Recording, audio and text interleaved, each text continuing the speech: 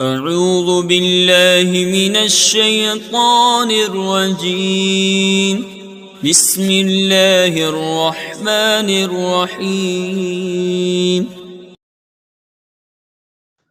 السلام علیکم ورحمۃ اللہ وبرکاتہ۔ درس نظامی چینل کے ناظرین کرام، آج کی اس ویڈیو میں ہم جانیں گے کہ جملے اور شبہ جملے کے اندر کیا فرق ہوتا ہے، اور حروف ہجا، حروف مبانی اور حروف معانی یہ کون سے حروف ہیں، اس بارے میں آج کی ویڈیو میں ہم جانیں گے۔ تو ناظرین کرام، فعل اپنے فاعل یا نائب فاعل ان سے مل کر جملہ بنتا ہے، اور جبکہ شبہ فاعل یعنی اسماء ستہ وغیرہ یہ شبہ فعل کہلاتے ہیں، یہ اپنے فاعل یا نائب فعل سے مل کر شبہ جملہ بنتے ہیں۔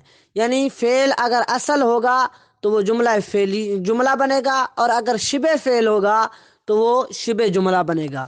اور دوسری بات رہی کہ حروف ہجا، حروف مبانی اور حروف معانی، تو اس بارے میں یہ ہے کہ دیکھیں، حروف تعجی کو جب ان کے ناموں سے شمار کیا جائے تو اس وقت تو ہم ان حروف کو کہیں گے حروف ہجا، جیسے الباء، اللام، تو یہ حروف ہجا کہلائیں گے۔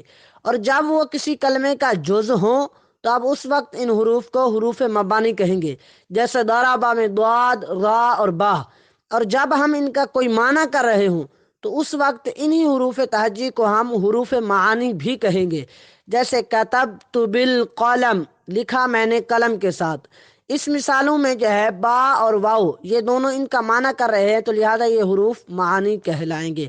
اللہ تبارک و تعالی ہمیں علم نافع عطا فرمائے، آمین بجاہ خاتم النبیین صلی اللہ تعالی علیہ وسلم۔ اگر ان کی ظاہری حیت کو دیکھا جائے تو جزم اور سکون کے اندر ظاہری طور پر کوئی فرق نظر نہیں آتا، لیکن ان کا جو فرق ہے وہ صرف اعتباری فرق ہے، اور وہ فرق یہ ہے کہ جزم یہ حروف جازم کا اثر ہے، اور حروف جازم یہ فعل پر داخل ہوتے ہیں۔ تو اب معنی یہ بنے گا کہ جو جزم ہوگی وہ فعل کے ساتھ خاص ہوگی۔ مثال کے طور پر لم یضرب، اس میں جو با پر آنے والی جزم ہے یہ حروف جازم لم کا اثر ہے، تو لہذا یہ جزم کہلائے گی، اگرچہ اس کی حیت جو ہے سکون کی طرح ہے۔ اب دوسرا سکون، یہ ہے عام، یہ عدم حرکت کا نام ہے، اور سکون اسم، فعل اور حرکت تینوں کے اندر پایا جاتا ہے، جیسے قم، حل، ان مثالوں کے اندر۔ یعنی نتیجہ یہ آتا ہے کہ جو جزم ہوگی وہ خاص ہوگی اور سکون عام ہوگا، اور جو جزم کے اندر خصوصیت ہوگی وہ فعل کے ساتھ، اور سکون کی جو عمومیت ہے اس میں اسم، فعل اور حرف یہ تینوں حرکات کے اندر جو ہے یہ سکون پایا جائے گا۔